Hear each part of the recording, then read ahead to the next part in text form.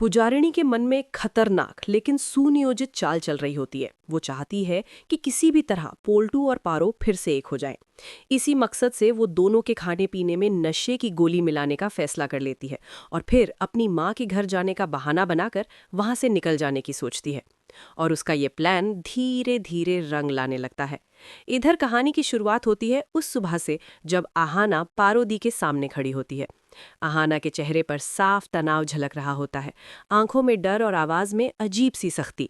वो धीमे लेकिन गंभीर लहजे में कहती है कि पारोदी, अगर आज रात पोल्टुदा आपको अपने कमरे में ले जाने आए तो आप कोई सवाल नहीं करेंगी, बस चुपचाप उनके साथ चली जाना।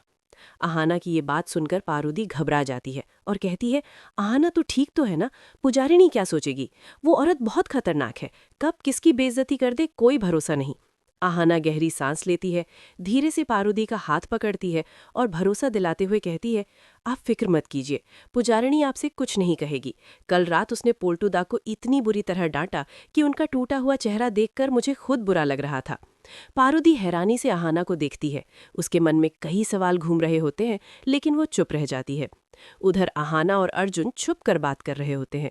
आहाना गुस्से और डर में अर्जुन से कहती है कि कल रात पुजारिनी ने पोल्टुदा पर बंदूक तान दी थी। अगर मैं समय पर नहीं पहुंचती तो पता नहीं क्या हो जाता। मैंने सब कुछ अपनी आंखों से देखा है। अर्जुन शॉक में आ जाता है और कहता है, तो जो हम सोच रहे हैं क्या वो सच हो सकता है? दरअसल आहाना पहले ही अर्जुन को पुजारिनी की सारी सच्चाई बता चुकी होती है। आहाना कहती है, वो कोई आम औरत नहीं है अर्जुन, मुझे पूरा शक है कि वो स्पाई है। अर्जुन का चेहरा सख्त हो जाता है और वो कहता है, तो फिर हमें पुलिस को बताना होगा, लेकिन अगर उसे भनक लग गई कि हम उसके खिलाफ गए हैं तो। दोनों चुप हो जाते हैं और डर व टेंशन हवा में तैरने लगती है। इधर आहाना और अर्जुन प्लान बना रहे होते हैं, उधर पुजारिनी अपने कमरे में आईने के सामने खड़ी होती है। उसके चेहरे पर एक रहस्यमयी मुस्कान होती है, जैसे वो सब कुछ पहले से जानती हो। मन ही मन वो कहती है, मिशन लगभग पूरा हो चुका है, बस जाने से पहले एक आखिरी काम बाकी है।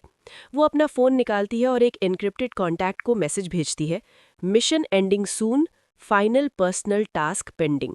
उसकी आंखों में हल्का सा भावनात्मक सुकून आ जाता है और वो बुदबुदाती है, पोल्टू और पारो, तुम दोनों को अलग नहीं रहना चाहिए। रात का वक्त होता है। पुजारिनी अपनी माँ के घर जाने की तैयारी कर चुकी होती है।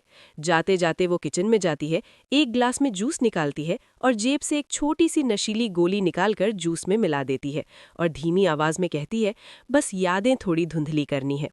वो जूस पारोदी को देती है और मीठे लहजे में कहती है, आज बहुत थकी थकी लग रही हो, ये जूस पी लो। पारोदी बिना किसी शक के जूस पी लेती है। कुछ ही देर में उसकी आंखें भारी होने लगती हैं।